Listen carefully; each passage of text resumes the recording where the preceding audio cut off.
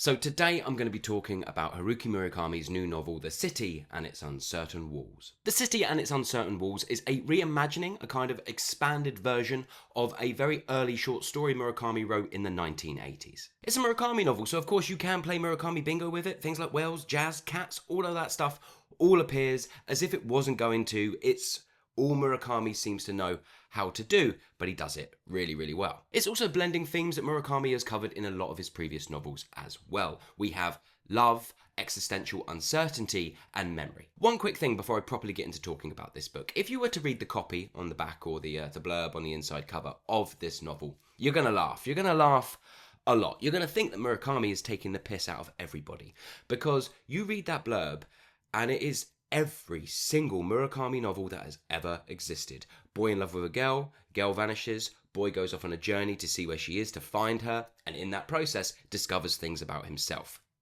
That's what this blurb kind of says. It also is talking about fantasy worlds in which like characters can sort of blend between the two, which is also every single Murakami novel that's ever existed. However, what I will say is, don't trust that blurb. Don't trust that copy completely. This novel is a lot more than that. The story alternates between kind of two realities. You have like the real world narrative, which we follow an unnamed narrator and an unnamed woman who he's in love with.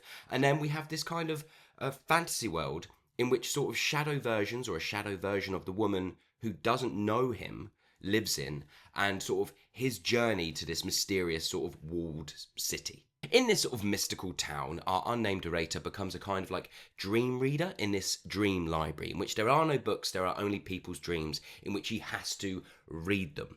It's never clear what the purpose of him reading these dreams are, but he just has to get it done. And then the novel starts exploring identity and self-awareness with kind of people's shadows, because as our unnamed narrator is in this fantasy city, his shadow is sort of like at the gates and it is fading, and he ends up visiting his shadow and having conversations with his shadow about what is real, what is not real, and what kind of world he belongs in. But his shadow is fading, so he must make a decision quick on what he wants to do. In essence, our protagonist is battling pretty much throughout the entirety of this novel these decisions around belonging and reconnection. The novel is all about escape, both from metaphorical and literal prisons. And considering Murakami wrote this during the COVID lockdowns, that makes a lot of sense. The novel is split into three parts, the first and second parts being the longest and the third part being quite short. Now, I'm not gonna lie, I thought the first part, well, when I started this novel, I was not enjoying it. I thought it was pretty naff. However, our Lord and Saviour, Captain KD Books, he was reading this book at the same time as me.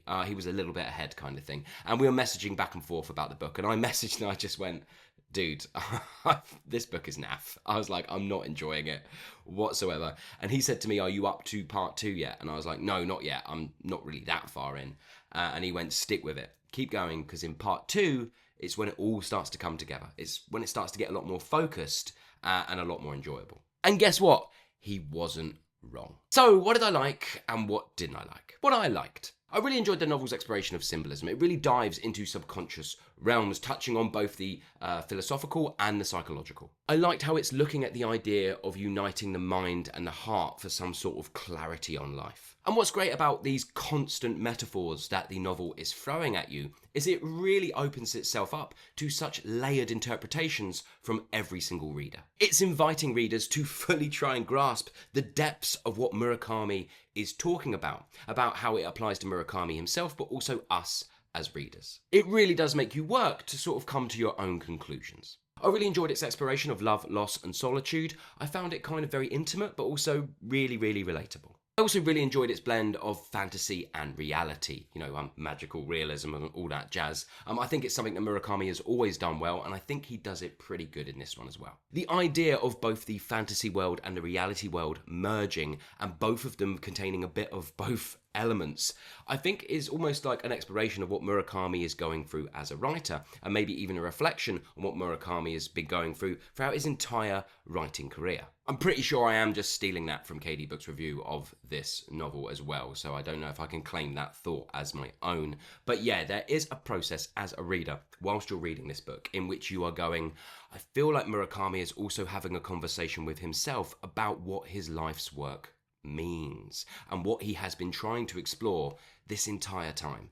And it's nice, it's good being on that journey with him. It's it's almost like this book had to have a blurb that feels like he's taking the piss, because it's almost like him stating, this is a book about my work.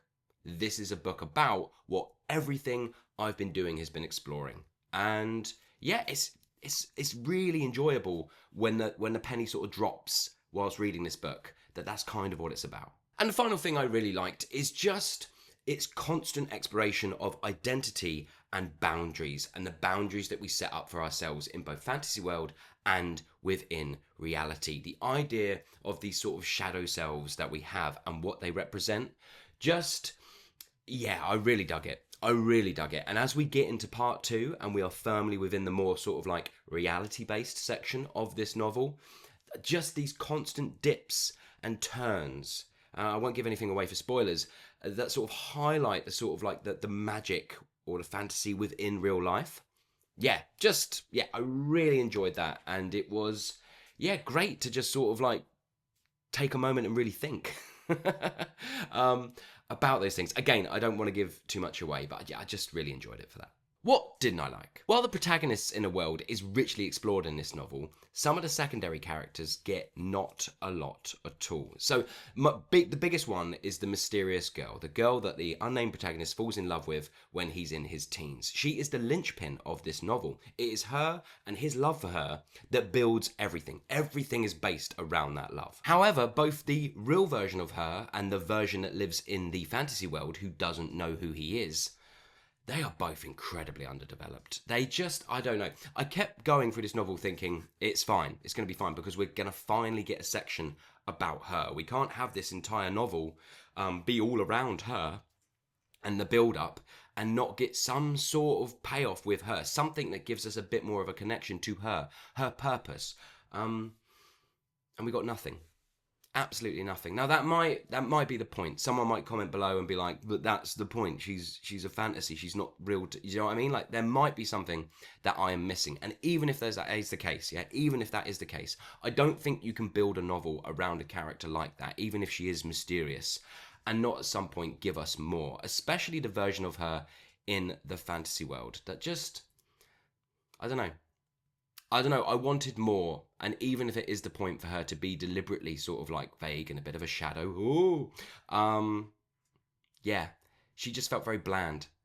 And I kept going through the novel being like, you're doing all of this, everything, all your life, your decisions, the way you feel, is based around this girl, this person. And she's naff. So yeah, and I think I've probably missed a point. I think I have, but I don't know. I feel how I feel, people, and I wanted her to be a bit richer. Another thing I didn't quite like about this novel is it is heavy in exposition. Really heavy in exposition, hence my sort of lack of enjoyment of the first section. Now, I know that's weird to say because I enjoy reading fantasy novels in which sometimes an entire 1,000-page first book can be just exposition and I can love it. However, here's the kicker. I didn't like the fantasy world that was created in this book. I found it bland. I found it boring. I didn't really know much about the lore of what existed in this fantasy world. Why was he reading dreams? What was the purpose? Maybe I missed it. There's something in that I missed, but I don't know. Like, it just felt very dull, this fantasy world. It didn't feel like rich and imaginative. And even if it is meant to be a fantasy world that feels a bit void and a bit dull, I think it could still be painted in a really, really interesting way. And it wasn't. I found that first part a bit of a slog. In essence, the thing that should have been the most exciting, the most interesting, the most like, oh, look at this fantasy world, really wasn't. But that's it for my dislikes. Secondary characters could have been a little bit more fleshed out. There is a character who our protagonist meets in the real world in part 2 who sort of works in this small town that he's living at, and she gets fleshed out and she gets brought to life, and I really enjoyed that aspect of getting to know her more, although where it leads, who knows. But yeah, just some of the characters being a little bit underdeveloped, and yeah, just that first sort of like first part and the sort of pacing of it just didn't work for me. But anyway, let's move on to things that people might not enjoy that I didn't mind. I didn't mind it at all, but I've got into sort of letting you know what you might not like, just so more readers get an idea of what this book is about. So the entire book The entire book, everything that's happening, it's metaphor and symbolism. I mean, obviously, like most books like that, but this is heavily based on that. It's heavily based on you taking the time as a reader to explore its depths and to not rush through it and to kind of grapple with what Murakami and these characters are exploring. It's not like, a narrative thrill ride in which there's loads of twists and turns and you're going to be absolutely hooked, even though it does have some of those elements. So if you're not up for that, if that's not the type of book you enjoy reading, then definitely skip this one. And the next one is something that should come as no surprise to most Murakami readers, but it's the sort of ambiguity in resolution. Murakami, with quite a lot of his work, likes to leave things open to interpretation for the reader to kind of go off and explore and think about what the book was talking about. And of course, if that's not for you, if you don't enjoy those kind of things, then definitely, skip this one. So my final thoughts on The City and Its Uncertain Walls is that it is absolutely quintessential Murakami. If you enjoy Murakami, you enjoy his writing, you enjoy his past work, then you are going to enjoy this book. If you don't enjoy Murakami in any way whatsoever, you are not going to enjoy this book. It's as simple as that. He's not doing anything different here. He's doing what he does. It's filled with dreamscapes, existential questions, and very intimate storytelling. While its complexity and slow pace might not appeal to all readers, it's one that I found pretty rewarding. Do we live in the fantasy worlds we create? Are our fantasy selves, in fact, our true selves? And our selves in reality are but shadows of what we wish we could be. Ooh. Future editing Andy here, and I completely forgot to give this book a star rating, so I better do that. I'm going to give it 4 stars out of 5. I did think it was excellent. However, it is just, and I mean by a hair, just hitting the 4 stars for me. I was flirting between very good 3.5 to 4, just for some of the things I mentioned, but overall, I just loved the sort of journey I went on with this one. I really enjoyed how much it made me think, and I loved grasping and trying to figure out its meanings and its symbolism. And for that, 4 stars out of 5. There you go. Have you read this book? And if so, what did you think about it? Did you love it? Did you hate it? Please let me know in the comments below. And as always, I want to thank you so much for watching. I hope you're enjoying whatever you might be reading, and I hope you're well, and I will see you all on the next one. Bye.